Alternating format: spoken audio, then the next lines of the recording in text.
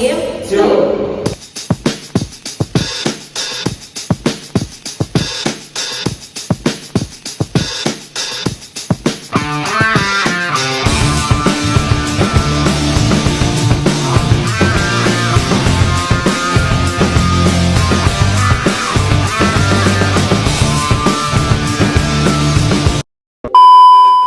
In today's videos, we're gonna presentation our arguments from this article titled Rich countries are more protectionist than poor ones. Let's begin! In this presentation, I will begin with by summarizing the main points of the article as outlined in our slides. After that, we will move on to our team argument and critical response to Panagariya's claim, and let's begin with the summary. In the article, Arnind Panagariya critically examines the global trading system, urging that disagreement between rich and poor nations stem from misconceptions about protectionism and fairness.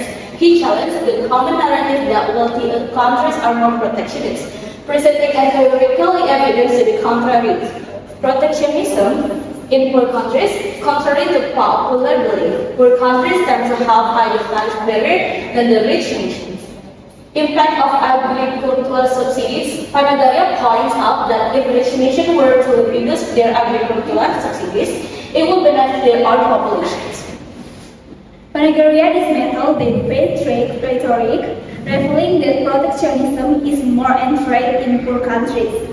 He calls for honest dialogue, emphasizing that self-imposed trade barrier in the developing economy either their own growth or the external factor. The article underscored the need for systematic reforms, particularly in the reduced traffic and anti-dumping bases, to revert the global trading revenues. Arnind Panagariya, in his article, returns the claim that rich countries are more protectionist than poor countries. His argument illustrated by presenting that data and explain of global trade policy. Alright, this is our arguments on the article itself. The first is agricultural subsidies, which nations like the US and EU provide massive subsidies to their farmers, distorting global price and hurting developing countries' producers. For instance, US cotton subsidies have severely impacted African farmers by lowering world price. As you can see in the image, it's low resolution. US surplus expected at below subsidized price. Farmers are unable to compete with US subsidized price.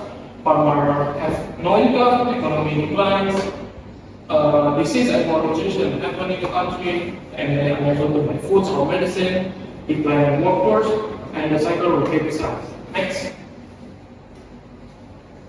Next is non-tariff barriers. Tariffs are not the only measures of protectionism. The article overemphasized them as a measure of protectionism. In fact, rich countries are often used by their reforms for protectionism, such as technical standards, environmental regulation, and agricultural subsidies that are more subtle and difficult to measure.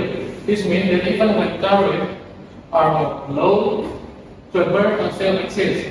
Developed countries enforce strict sanitary, safety, and technical standards that often act as a hidden trade barrier.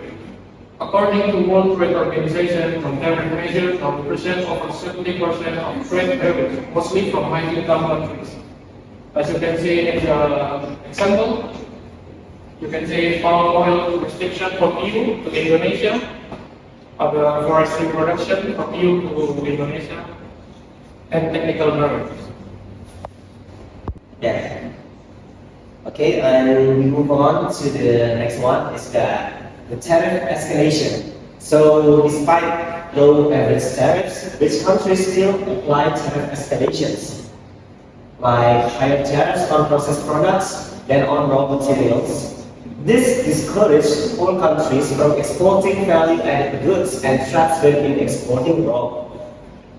Labor-intensive goods such as textiles, processed foods, and leather still face higher tariffs and tariff escalation in rich countries. For example, raw cocoa enters the European Union with low tariffs, but processed chocolate is taxed higher, limiting value-added exports from developing nations. Like we can see in the graphs, it shows that grade 1 is the completed goods, and raw materials is the one that shows with the blue lines. And then we move on to the next slide. The next one is about anti-dumping measures. So while developing countries now use anti-dumping policies, which countries still dominate in volume and impact? The US and the European Union frequently target products from poorer nations using anti-dumping as a protective tool. Like we can see in this image, it shows that the United States is at the third place. The second place is the European Union, and the first one is either India or China. The next argument is national interests apply to all countries. Protectionism is often driven by domestic needs to protect jobs and social stability, rather than simply by national wealth. Therefore, comparing level of protectionism across countries with a political and social context can be misleading. Okay, so the conclusion, poor countries may apply higher tariff, which nation are not protectionist. They just use more sophisticated tools. Therefore, the claim that rich countries are protectionist is misleading when considering the full picture of trade benefits. So we got a question from our friend лекʀᴏᴜ. She asks us, how exactly can us measure the anti-dumping as shown in the picture, and what is the meaning of the numbers in the picture itself? So to answer that, the numbers in this picture, you can look at this. It shows how many anti-dumping measures each country has taken. For examples, the US one. Where? The US?